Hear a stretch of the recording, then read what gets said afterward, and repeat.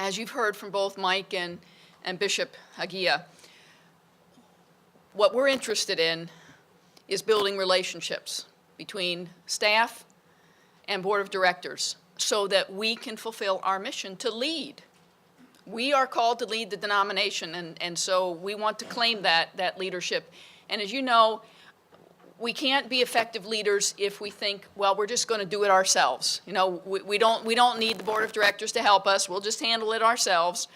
Or vice versa. It doesn't work in the local church, doesn't work in the district or conference level, and it doesn't work at the general church level either.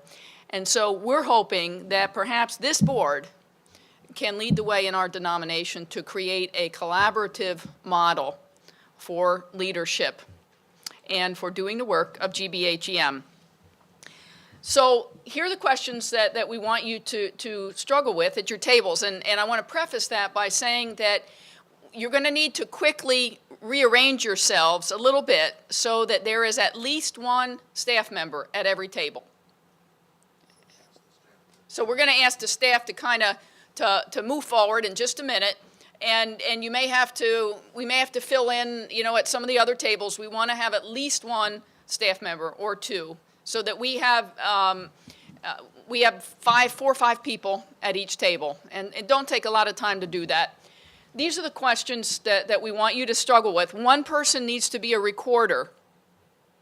Write down, you don't have to write down everything on your sheet of paper, and when we want the person who's recording to read back, that same person, when we report back.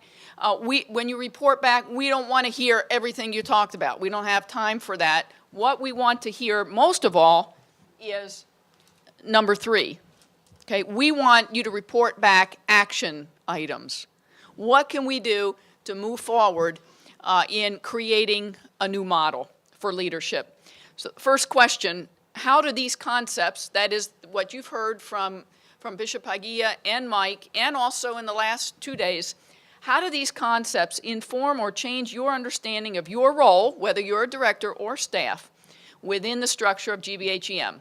And 2, how would these ideas affect or change the way GBHEM might structure its work, role and participation of directors, role and expectations on the staff? And then finally, what actionable items can and should GBHEM directors and staff pursue to begin the process of adopting and implementing any of these ideas? We're looking for concrete action steps.